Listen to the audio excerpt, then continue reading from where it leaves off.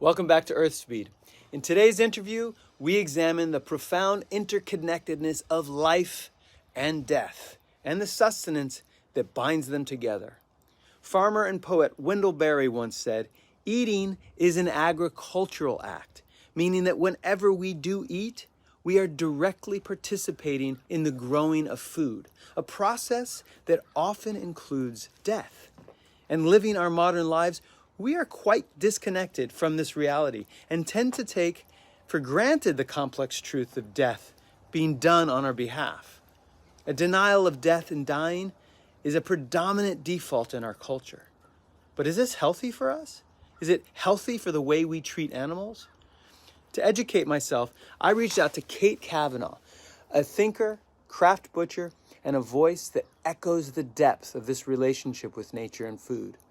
Through her journey from vegetarianism to butchery, she invites us to confront our fears and embrace the transformative power of grief. We cover topics from regenerative meat to intimacy of our food systems, where every morsel of food is a story and every act of consumption a sacred communion with the earth. I hope you enjoy this conversation on butchery, death, and food intimacy with our special guest, Kate Kavanaugh. This is kintsugi-style documentary filmmaking, podcasting. Yeah, just all the pieces, put them together. Yeah. Voila. Yeah, we like this. We like putting things together. Yes, and thank you for your assistance. Just so the audience knows, this is Kate Kavanaugh. Not only is she a talented thinker, craft butcher, but she's also a podcast producer, and she's come in early to help me put this all together. So thank you. I think we did a half-decent job. Yes. So I've been wanting to do this interview for a long time. I've been tracking you, circling you. You got to me first, and I was like, really? You want to interview me? I want to interview you. And so if you haven't seen her podcast that I was on, you should check that out. We'll put a link to it. Yeah, Mind, Body, and Soil. Yes.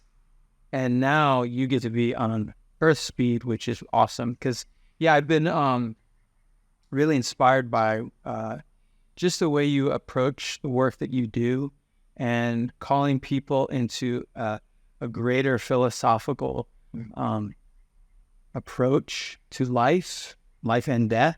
Yeah, that's an important one. Yeah, and what it means to be alive, to our relationship to our mortality. Yeah. And caring for ourselves and the land and nature and animals, and recognizing that at razor's edge that we all traverse from birth until we die. And I know you've been talking a lot about death this weekend at the, well, do you want to talk a little bit about where you were this weekend? Yeah. The Force of Nature. Yeah, the Force of Nature, What Good Shall I Do conference. I sat on a panel about death, and I also gave a talk about transformation of matter and that point of death where it kind of takes what we consider this linear life, and I really think that it's the point that it kind of solders that line together to make a circle where we get that life, death, decay, and back into rebirth. And I think that we forget that death is the point of transformation of matter back into the elements that create all of life, that flow back through us through nutrient cycles and mineral cycles, water cycles in the earth. Yeah, and there's just something about our death anxiety, our fear of death, that makes us want to push away that very important step in the natural cycle, in that closed loop system, which I think leads to a lot of disease in our culture. So you're bringing it back into context. You're bringing that death piece and putting it back into the puzzle, into the picture, and solder. That's a great. I like that because you just. So we're at Kintsugi Ranch, and we mend the pieces with gold. But solder is also another great word to mend, to solder, to bind, to bring back into fullness, to unite, to reconnect. All those words. Yeah, sort of union. I think that's really important that we reunite. And I think that you said something that's really important, which is I think we see a lot of manifestations of our avoidance of death in culture and in our own disconnection. And so coming back to that idea of death and some acceptance of it, some curiosity around it, even if you're still holding some fear and some avoidance, which I think is okay. I think that's always going to be a piece of it. It's part of our biology to kind of have this fear. But to come back into some reverence and curiosity for it, I think can be a really healing experience. And so how do you do that besides giving talks on panels or even through your podcast? Yeah. And how are you doing that in the work that you do? It's funny. I'd been avoiding death my whole life. I had a lot of death in my childhood, and my experience of that was, how can I avoid this, and how can I control every element that I feel like I can control? Because I think death is that point where we feel it's the ultimate out of control. We cannot control this thing. And so for me, that manifested as being a vegetarian for a really long time. And so for 15 years, I was a vegetarian. I didn't want to participate in the death of animals. Felt like I could control this little piece, but experienced some health issues, and I felt really interested in connecting back to eating meat. And I knew that if I was going to connect to eating meat, that I wanted to connect to every piece of the cycle. And this kind of began this search of just that, of how do I connect back in with death.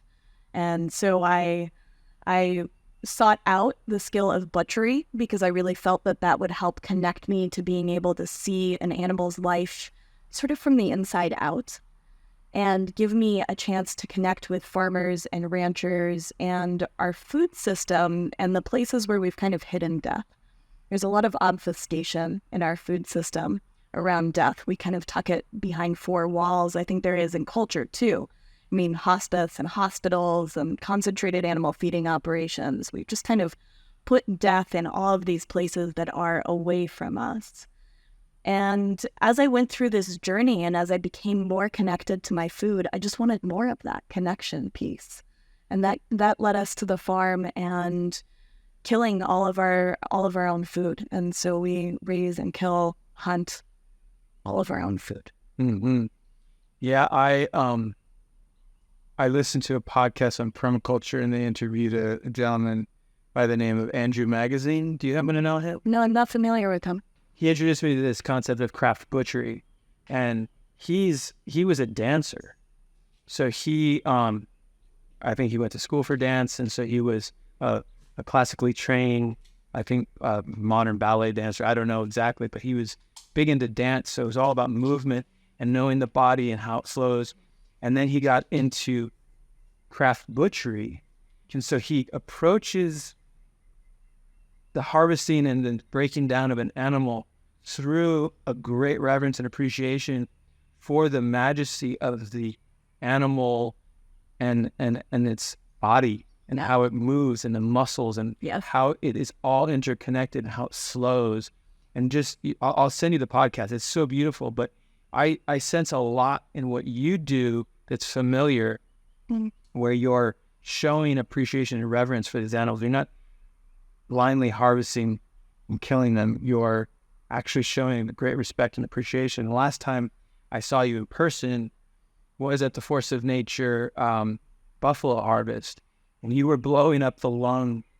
The lungs? Yeah, the lungs. The lungs of a buffalo, this big balloon of a lung, and she was literally blowing it, and it was inflating, but she was teaching us about this beautiful creature and how it works. And I was able to connect in more with this animal, and now when I eat, I have a much deeper connection to those animals. Yeah.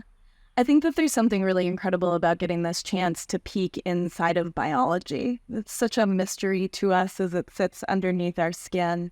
And like your friend Andrew, I'm really fascinated by seeing the muscles and the form that they take and getting to see the animals' lives through them, to see the strong belly of muscles and to know that that was part of what propelled it across a grassland being an ecosystem engineer. And to also know that that's what propels me, that I have all of these same parts, all of these same valleys and canyons and peaks in my body. And there's something really beautiful about that and about giving people a chance to peek inside of biology. I think a lot about sort of CO2 oxygen exchange that happens as a big point of transformation for us, right? With every breath in, we're taking in oxygen that's being produced by plants, and that's helping to fuel our biological processes. And with every exhale, we're surrendering a little bit of ourself in the form of carbon dioxide, which is then becoming parts of the bodies of plant tissues. And I think that this is really beautiful. We also take in our microbiome with our breath, right, as it populates our mouth and our airways and then goes into our bellies. And so this is a real act of transformation and reciprocity with place. And I think I call blowing up lungs my butcher party trick, but in reality, it's this peak, this ghost of what that breath looks like inside of your body, right? Where it might take me 12 full breaths to blow up a pair of bison lungs, you get this chance to see just how awe-inspiring your biology is, and that those are your inner workings. And when you open up an animal with people and you get to peek inside of a rumen, right? We were working with a ruminant, so like a bison or a cow or the goats out there, something with a 4-chambered stomach that is excellent at converting biomass in the form of grass in relationship with a fungi in their rumen, right? There are 150 billion microorganisms per teaspoon of rumen fluid. And those microorganisms... Yeah, so it's going to be like our stomach juices. Okay. And so there's this symbiotic nature to everything. And so inside their stomach, part of what digests that grass and it's called cellulose. That is what makes up these plant fibers. And there's an enzyme produced by by fungi in their stomach that produce cellulase that break down these plant fibers. And so I think every time that you open up an animal and you get to see their muscles and their guts even, it's a really amazing opportunity to just be in awe of biology and the way that it's so perfectly designed throughout time. So for all those vegetarians out there who might be horrified in this moment, and they may imagine that conservation or caring for the land means not killing animals, saving them, what do you say to them now that does it become almost, are we fetishizing them and then eating them and killing them as, like you said, like is this some sort of party trick extended? Why do we need to understand and grow sentience and appreciation on that level? Don't you want to maybe just avoid it altogether? Yeah. I think that death is inherent to our food system. I don't think that by opting out of eating meat, you are opting out of death. I think it can feel that way, but there is death in everything that we do, right? We walked up here across some leafcutter ants, and I'm sure as we were walking, we stepped on them and they died. When you take a field and you monocrop it, even with a crop like kale, you are displacing wildlife and causing death in that way. That monocrop is not serving the biodiversity inside of the soil where 1 billion microorganisms are in a single teaspoon.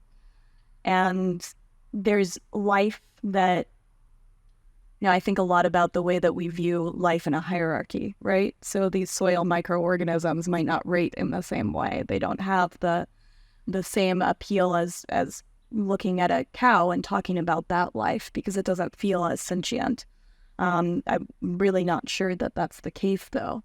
And I think that death is a part of life. What we were talking about at the beginning of this is that death is part of the ingredient for decay into rebirth. And I think you even just see this, and I think about this when I go out and I walk on my property, right? When I find a fox carcass in the forest and it's begun to decay and go back to the earth, that the nitrogen that's in its blood and the potassium that's in its tissues and the phosphorus that's inside of its bones.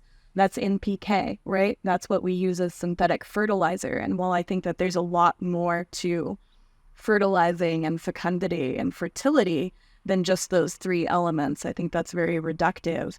That is part of what's nourishing life. And underneath the body of this animal, all of a sudden the grasses grow up taller and they grow stronger.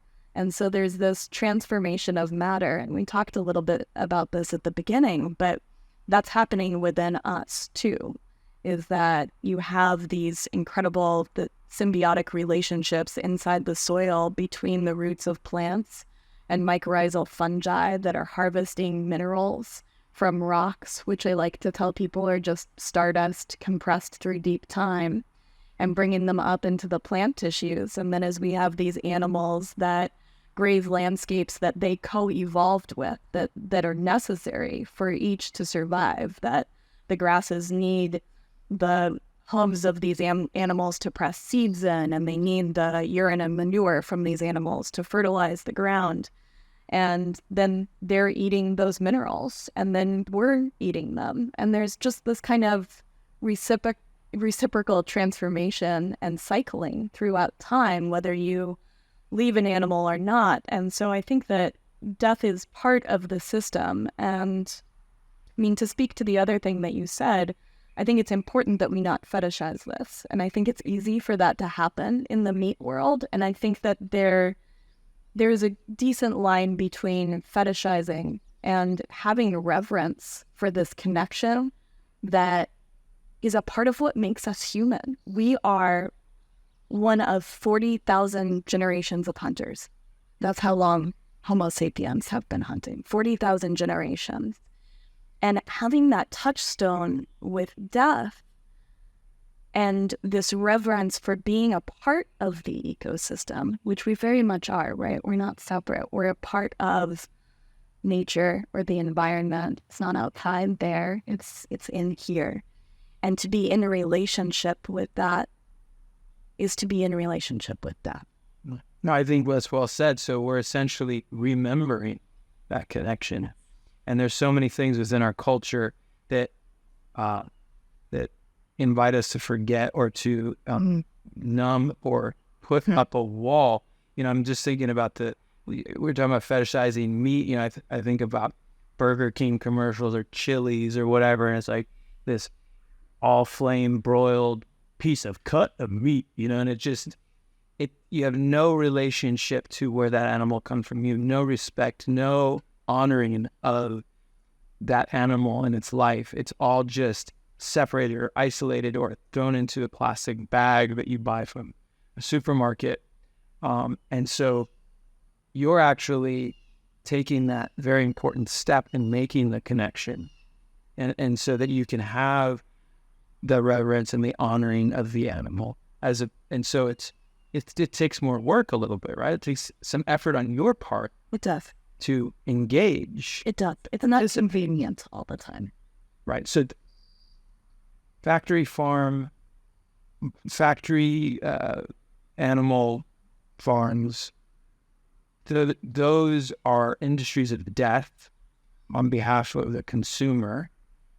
And that perhaps is quite unethical, right? But if you can be a part of that process, it becomes sacred and beautiful and part of the cycle versus something, because you said we're all part of death on some level. We've ceded our power to governments or big industries.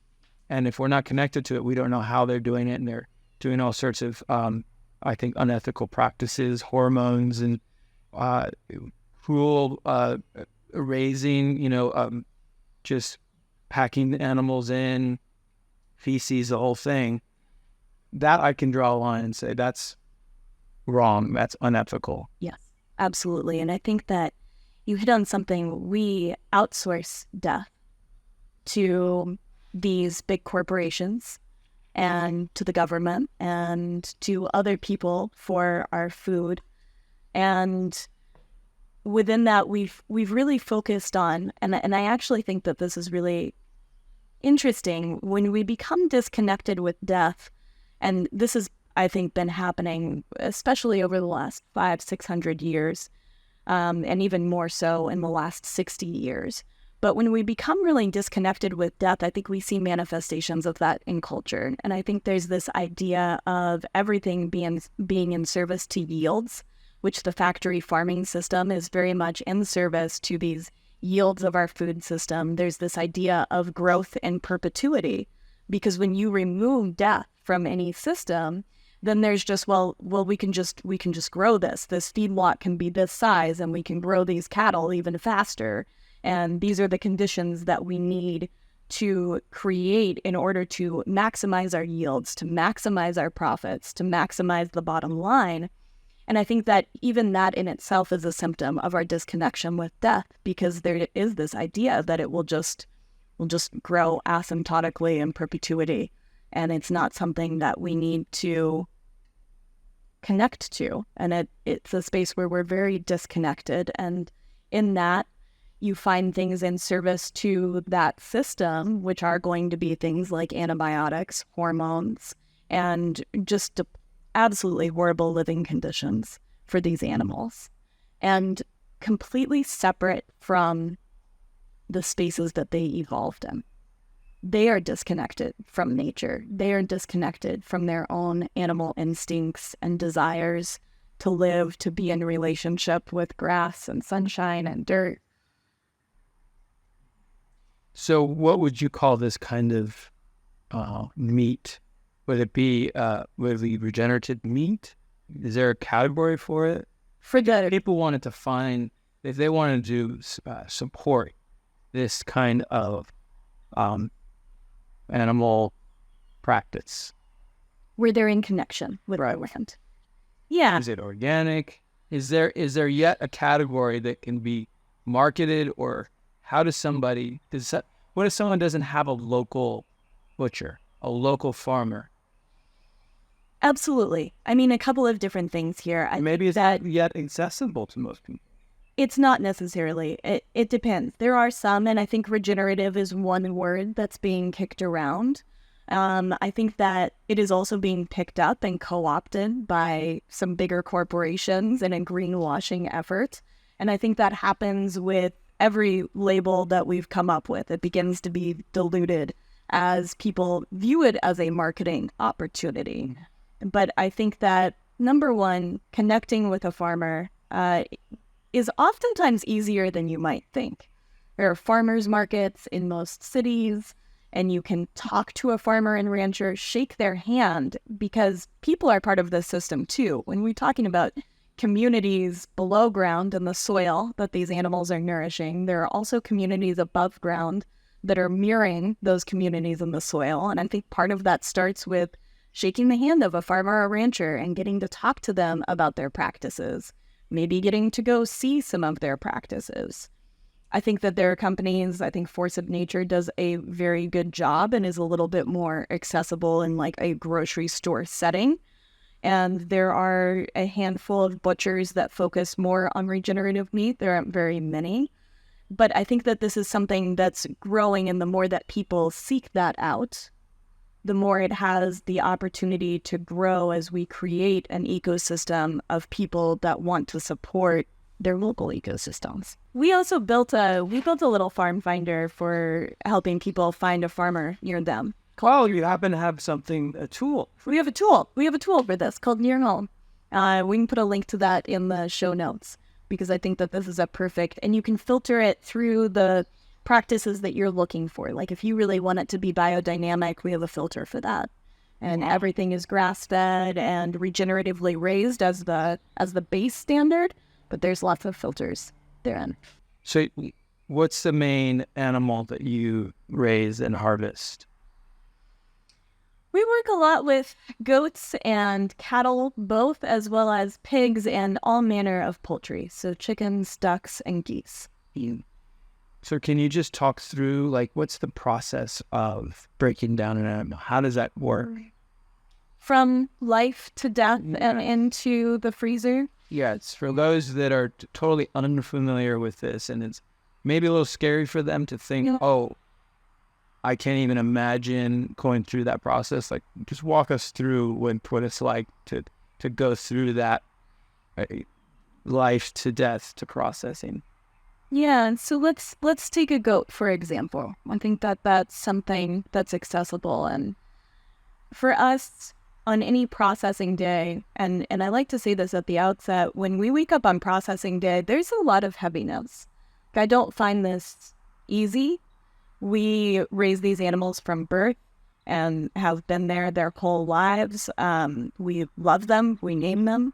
They're a part of our little ecosystem. And so we'll wake up and the animal will be out in the field eating its favorite meal, which is grass. And we use a small gun like a .22 and we shoot it in the back of the head. This stuns the animal. And then you want to quickly cut their jugulars so that they bleed out. And this is how it's done in some slaughterhouses as well, some smaller slaughterhouses that are run more family style and not the big guys.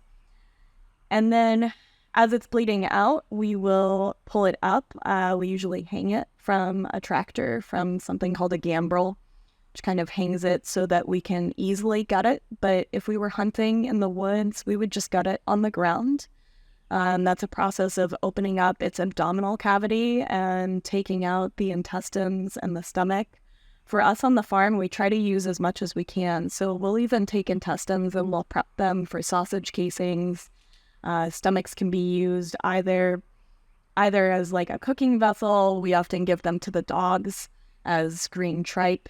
And so we'll pull all of that out. We'll pull out the organ meats, the heart, the liver, the spleen, the kidneys, and we'll skin the hide as well. That would have happened beforehand, but we'll skin them and take the hide, and we use all of our hides.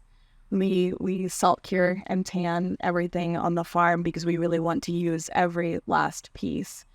And then we'll go through the process of breaking them down into meat and getting this really touching experience of seeing their relationship with the land in their muscle tissue and their fat tissue. And it changes with the seasons, right? We think about nutrition as being sort of macros. We think about protein and fat and carbs, and maybe we think about trace minerals, these stardust compressed through deep time that are in rocks and liberated by fungi in the soil. But there's also what Dr. Stefan Van Vliet and Fred Provenza call the dark matter of nutrition. And so these are secondary compounds that are necessary both for soil and animal health. And they're things like tannins and carotenoids and terpenes, words that we might be more familiar with when we talk about wine or we talk about cannabis, but are in all of plant matter. And there are thousands of these compounds, and they're a part of what colors muscle meat and fat. And so you can see the way that shifts through the seasons. That if I harvest a goat in August, it's going to be different than if I harvest a goat in December. Wow. And so you get this chance to see their relationship with the land as you break them down into cuts. And so those cuts, you're really just selecting single muscles or multiple muscles that are bound up by fascia, right? And so we talk about fascia in our bodies as part of what holds our bodies together. There's a gentleman named James Oshman that calls fascia the living matrix. It's this collagen network that goes through our body. It's part of what makes exclusion zone water, or essentially structures the water inside of our body as it's a byproduct of the ATP cycle. And you get to see all of this fascia and select through muscles that go into the freezer. And one of the things I tell people that are really interested in butchering their own animals is that I tell people to butcher how they cook, because we want to have a really reverent and joyful experience of this meat. And so if you love steaks, you cut more steaks. If you love roasts, you cut more roasts. If you love ground meat, you cut more like that. And everything goes into the freezer, in the little freezer packets with the name of the animal, so we know who to thank at the beginning of each of our meals. and to have that connection point of memories and story around food too, because I think that one of the things that we've lost in outsourcing the raising and growing of our food is we've lost that element of story that would have been essential to humans, right? 40,000 generations of hunters. But even before that, we're going to get around a campfire and talk about what it meant to find berries, to find the first bit of, nettles that had cropped up in the season, how the hunt was. And I think that these stories are a nutrient in and of themselves. One thing that struck me is you said it's a heavy day. I imagine it's somber, it's meditative, and you're moving through your skills to do this process, and doing it with joy and reverence, and like you said, enjoying the process and honoring the animal through that joy, but at the same time, never forgetting that there's a grief, that there's a loss, that you're processing in many ways, beginning to metabolize the meat or the loss of that animal's life force, just in that initial process. And to me, I feel like I don't know much about it, but kosher. Mm-hmm. Kosher meat there's a prayer around it. There's a blessing to that meat. Otherwise, it's stuck energy. Yeah. And I have this sense that there's a lot of stagnant, stuck grief in our culture, and a lot of it is, like you said, outsourcing this life-death process to players that are more interested in profit than the spiritual nature of honoring that animal. So, I don't know, just riffing on this idea of that quiet grief that you're moving through, and thank you for doing that. Thank you for beginning that process and honoring the animal by absorbing and taking on and processing, metabolizing some of that sorrow as we let this animal go in, to the next form. I love that you brought up grief. I think that this is really important. I think that, like death, we've kind of set grief aside in our culture, that it's something that we don't want to experience, that we want to numb. And I think that we're experiencing a lot of grief just at a cultural level. We sort of stand in the middle of the sixth mass extinction event, and I think that grief is oftentimes the emotion that's present for us that we can't quite name. When you wake up in the morning and you just feel that something is there, that there's a weight there. And I think it's important to experience grief. And on those days when we get up for processing, there is a lot of grief. There is loss there. And I think that this is a really important part of the human experience. The way that I liken this is that grief is the perigee to the apogee of joy, and the, sort of elliptical return of life, that we need both, that we need this balance. And I also think that grief in itself is a portal. And I know that you and I talked a little bit about this, that grief is a part of the composting process of our emotions, that it transforms us. And where all of those elements that make us up are there before grief, afterwards, there's something different. There's an alchemical space that grief really brings out in us. And it's hard to make the decision to go through that process. And it's interesting that you mentioned metabolism. And in Greek, metabolism means to sort of overthrow and surrender to. And I think that metabolism is just that, right? Like we are taking in these nutrients and surrendering eventually our own in death. And I think that grief is a critical part of just that, composting process. I'm curious what you think too. Yes, and these are themes that I've been exploring separately as well. what does it mean for me to confront the parts of myself that are afraid to die, and that way I can truly come to life, like come alive again, by opening my eyes and witnessing the death that's all around me, taking ownership so that I can maybe minimize suffering, especially now that I'm here on the land. Like, I see death every day, and I have butchered some animals, but I've yet to build a process here on the land where we do that more regularly. But even without that, there are animals, predators coming and taking our chickens, and we're finding carcasses, and just all the again, just even the deer that come in to kill my crops, and letting go of that plant project or that agriculture project that is now no longer.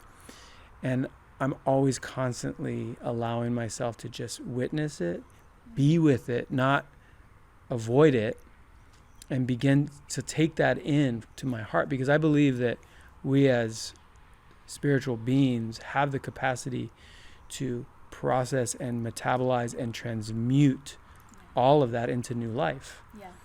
But you can't do that if you're repressing it and it's stuck and it's just bottled up. You have to be with it and allow, and so that's why grieving is so important. It's so important for us to be there for those that are dying, be there for even the animals that we kill. That's why it's like, I used to think prayer, like when you prayed over a meal, it was just something you did so you could go to heaven, which is like a very selfish act. Like, I'm going to go to heaven if I say my prayers.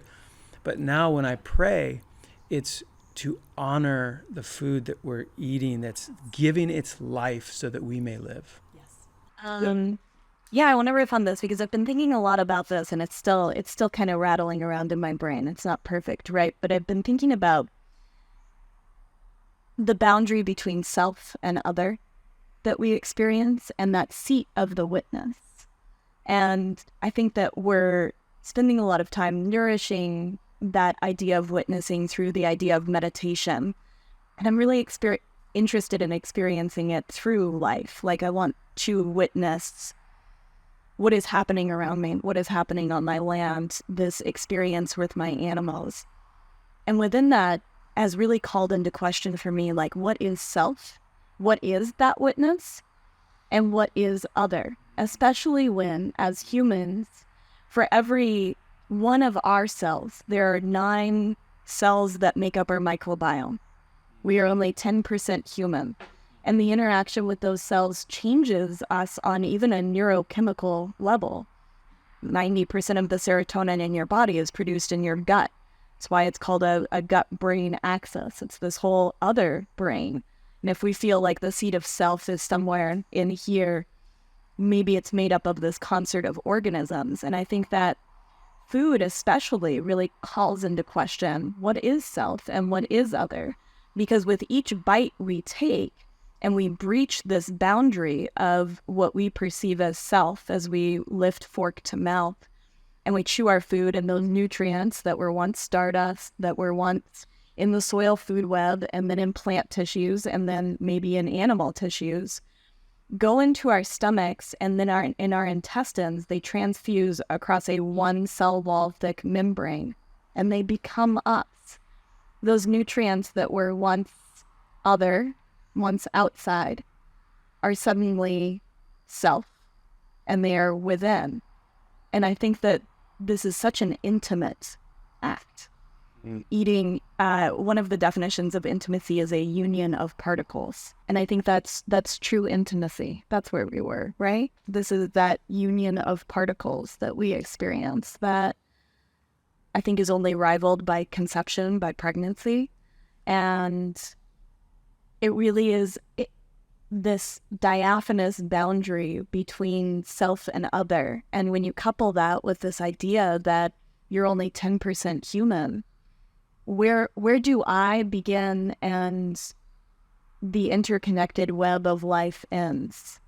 I don't know. If every breath out becomes the bodies of plants. So every breath in, the bodies of plants are becoming me. Every bite.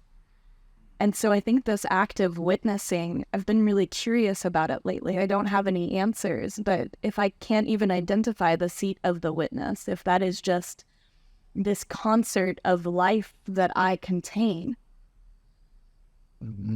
Yeah. So the ego is a very funny thing, and it makes us think that we are separate on some level. It allows us to have a sense of our individuality. And when you talk about mindfulness, right, or even witnessing, what comes to mind is something very cerebral or in the head, or witnessing in the eyes. But what happens when you can start to expand what it means to witness or to experience something beyond the eyes and the mind, but in all the senses?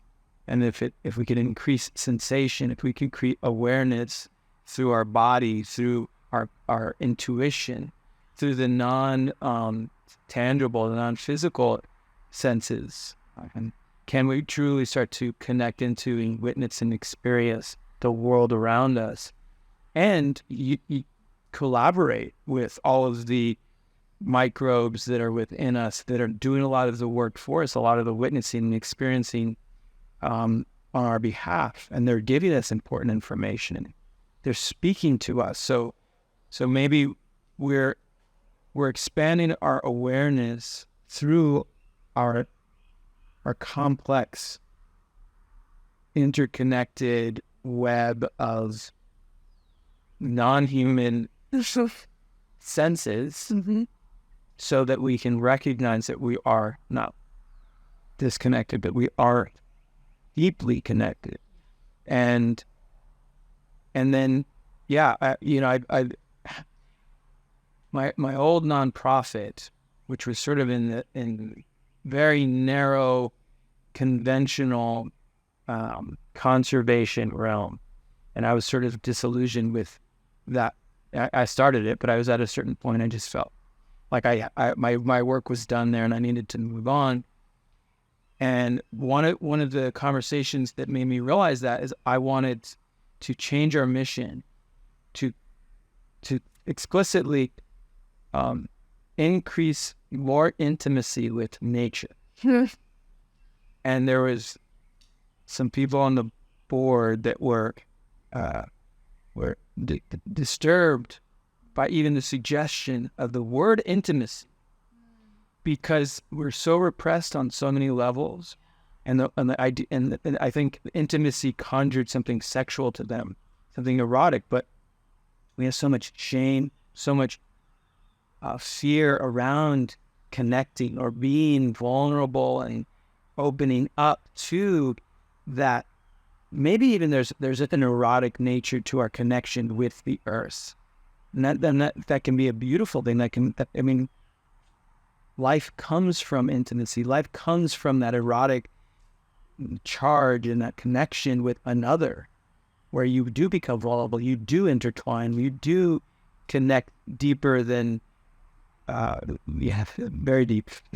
So I think these words are really, they're beautiful entry points to something that is cosmic and beautiful and wonderful. And I agree.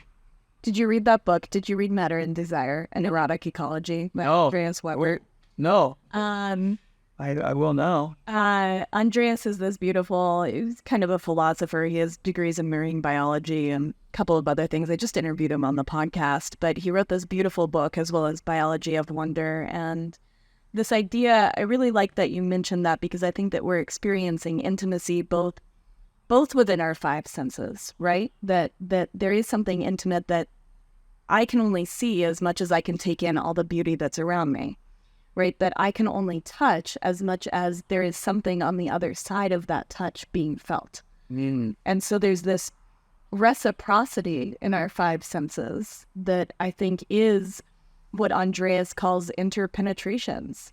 That this is something that is erotic, that it is intimate. And that doesn't necessarily mean sexual, but it does mean that we are flowing in and out of one another in deep connection. And so there is an eroticism to it. And there is absolutely a deep intimacy to the relationship that we are forming with everything around us at every moment in time. Yeah.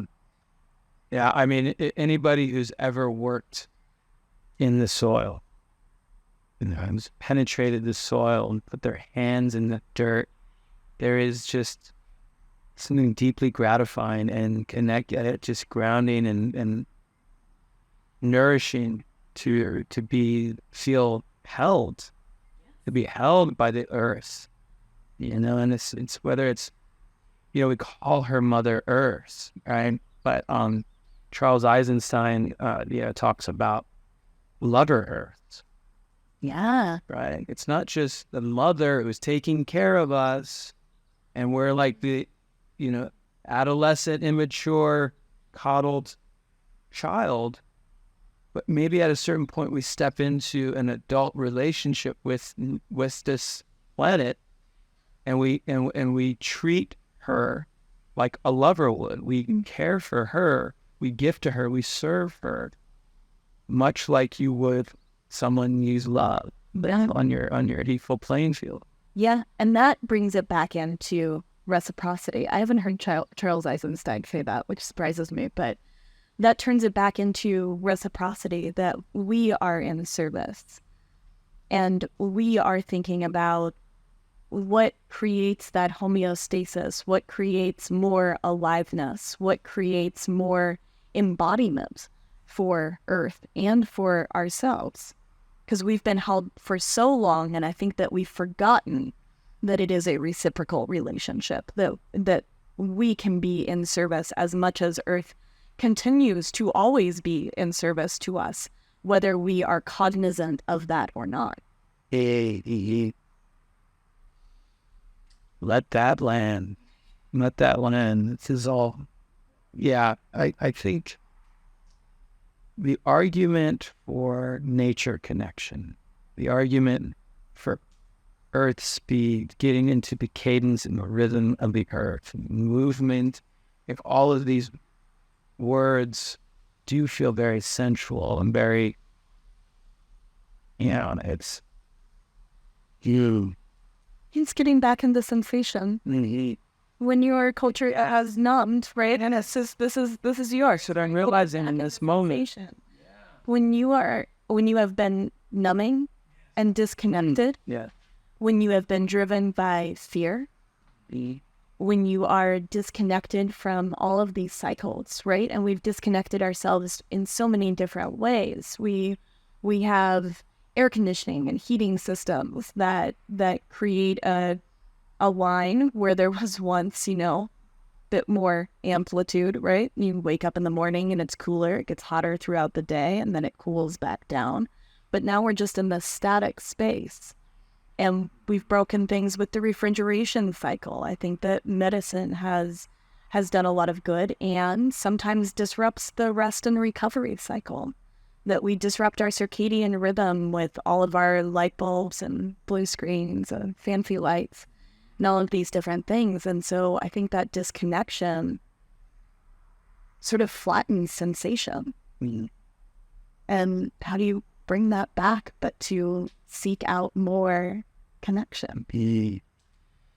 Oh, yeah, I'm having a lot of revelations in this moment. When I was before I decided to move to nature and be more connected to the land, I was living a very disconnected life. I was numbing, I was escaping, I was floating in total ignorance, and I was using sex as a way to escape, not as a way to connect. And you overly promiscuous, and I went to see a psychic, and she said, you're using women to ground. Yeah. You're like finding connection to the earth through women.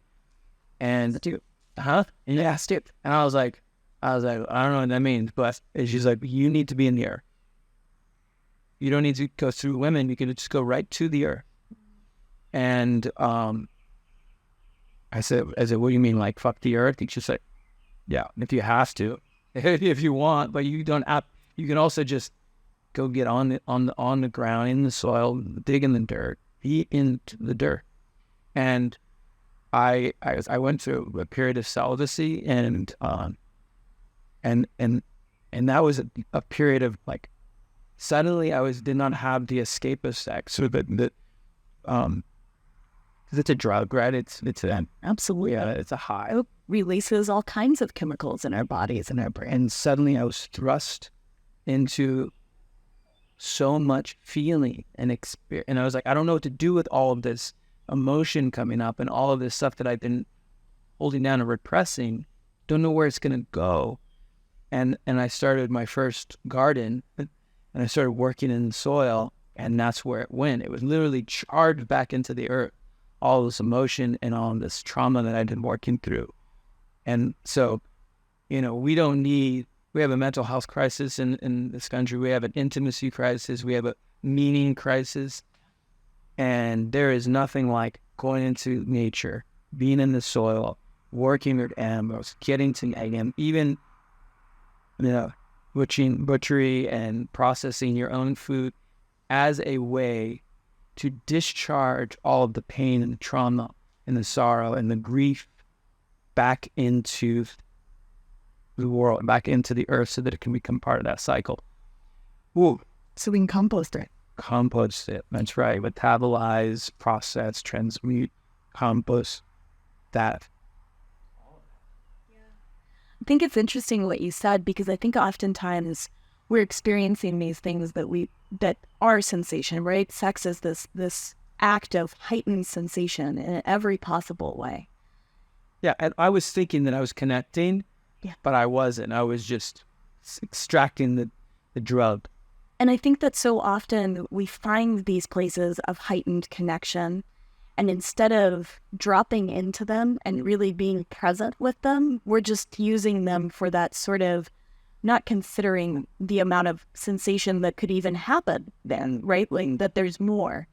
And I think that some of that is numbing everything else in life. When we pick up our phones and we scroll through them, when we, we joke it's, going from the medium screen to the little screen to the big screen back at home. And you're numbing those sensations. And I think that what awaits you on the other side of disconnection is increased sensation in everything, including sex. Mm-hmm. Yeah, and there's a lot of loneliness in that isolation and that disconnect, So we use food to escape. We use sex to escape. We use, all these things not as a way to drop in and be with and have to or get to, process in the moment a lot of, and I think that's, so it's partly, it's not the food systems, it's us. It's how we approach it. It's what we choose to do with it. So there's a great empowerment in this lesson. Yeah. Well, and I think that everything is just a mirror. Right? We're fractals. Everything is a mirror of the smallest unit and the individual. And I think that our food system very much mirrors our disconnection, and our disconnection mirrors the food system. And I think that when you begin to go into the idea of what it means to heal, and I know that we talked about this too, I mean, when you're healing at an individual level, you are also healing at a cultural level. You are also healing at the level of the ecosystem. And I think that gives a lot of hope. On the drive up here, we were talking a lot about hopelessness, because I think that in our isolation, in our disconnection from one another, from our microbes, from the soil, that a lot of hopelessness has really taken root. And I think that hopelessness is a scary place. I think that a lot of difficult actions come from hopelessness. And so when we can come back into connection, even if it's just at the level of digging in the earth or having a conversation, being vulnerable, letting some of that come through, I think that we're healing more than just ourselves in those moments. Amen. Kate Kavanaugh, thank you so much for coming and joining us at Earthspeed. Yeah, it's my pleasure. Is there anything else you'd like to add? Where can we find your stuff? Where can they go to listen more of your wisdom? I have one last question for you, because it's just we started it with this. I wanted to, but why butchery? Why this interest for you in butchery? Like what brought you into that? Well, I think it was partly listening to that podcast, but it's my journey to gain the skills to be able to take greater charge and be more responsible for my life, right? And that means I want to not only be able to feed my family and take care of them if there's a food crisis or endemic or something, but also I want to understand how this spiritual journey back to self, back to earth, back to source relates to the way I've been, letting other people do my dirty work, like giving up my power to industries as opposed to doing it myself.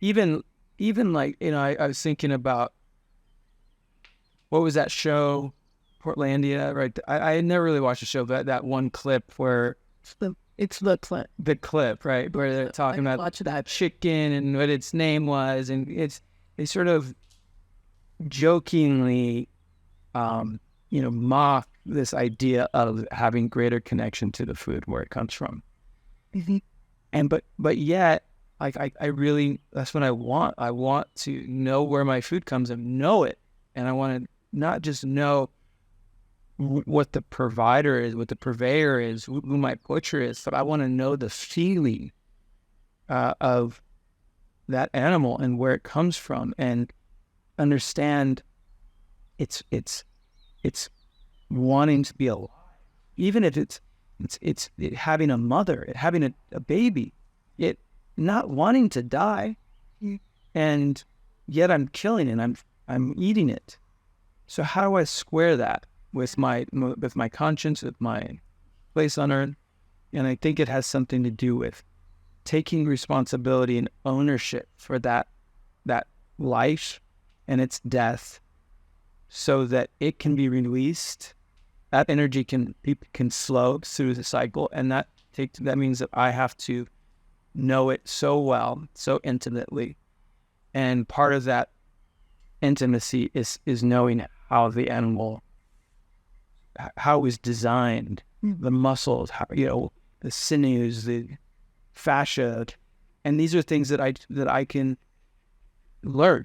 Those are things that I can actually increase my knowledge, my awareness, my skill set to greater honor that animal. I love that. So it's not just killing the animal and eating it; it's taking it apart. Yeah, being a part of that. So being a part of the entire thing. Being a part of the transformation of what we perceive as one into the nourishment of many. Yes, there is no death, only transmutation. Yeah. And we transmute it when you kill it, and we start to take apart each piece. And how do I honor it fully if I don't understand how that system works?